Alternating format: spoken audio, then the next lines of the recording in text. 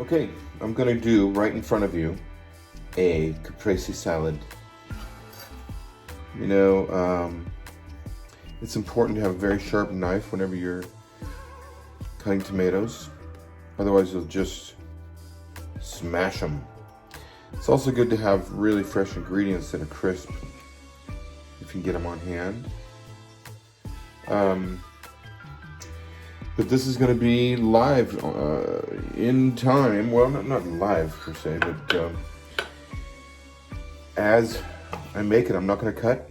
I'm not going to change the video frame or edit out anything. Good thing I don't say any bad language on the video. So anyway, my jokes are not there today. So what's going to happen is we're going to plate some tomato and fresh mozzarella together here on this plate. I took a previously sliced mozzarella. It shows that. Easy open package.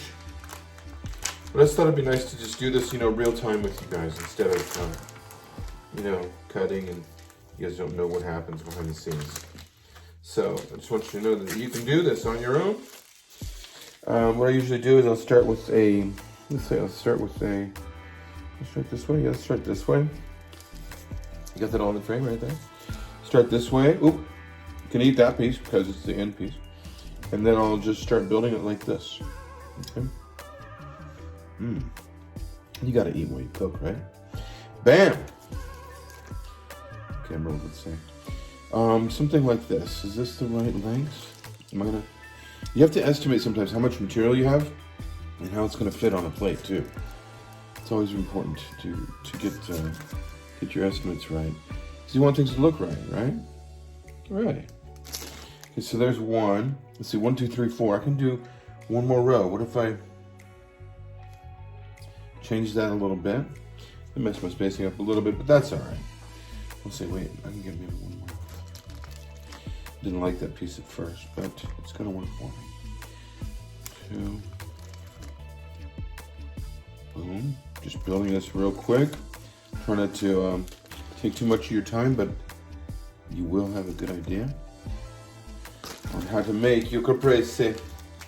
Okay, I'm gonna set that aside. And while we're doing that, I'm gonna cut up my basil too. So now I've got my plate going, right? And I think what I'm gonna do for you now is called a remoulade? Type of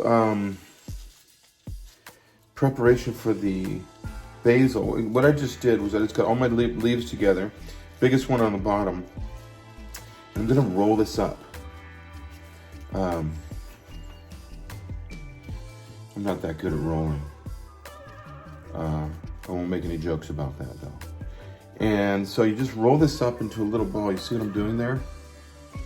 Making a little cigarillo. Well, you're not gonna smoke it.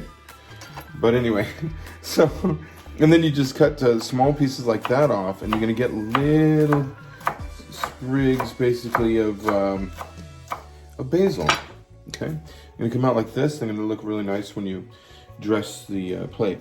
In fact, I could just go ahead and do that now. So we're just gonna get some color on there. Got your green, got your red, got your white, right? I always like to save like a little bud from the trim. Wow, this is all sounding very Californian right now. And just kind of dress the plate a little bit. I'll tell you, just doing, just small accents makes a huge difference. I hear it said all the time, people eat with their eyes, right? Okay, I hope this is all in the frame here. So yeah, so there we go. We got all that. Let me get rid of these things. And then we're gonna grab our, let's see, olio oliva. Okay, I'm just gonna give that a little drizzle here. I don't like it when people are sparing with the olive oil. You can't put too much either though. Get your balsamic vinegar. Okay. Don't be too sparing with that either. And grab a little salt. Boom. Always get fresh ground salt and pepper if you can. It's just the best. Okay, get your salt and pepper. That is a caprese salad. Bon appetit, friends. Oh, I just poured that on my cutting board. I did. But this is what happens behind the scenes when you don't cut anything out. Anyway, bon appetit.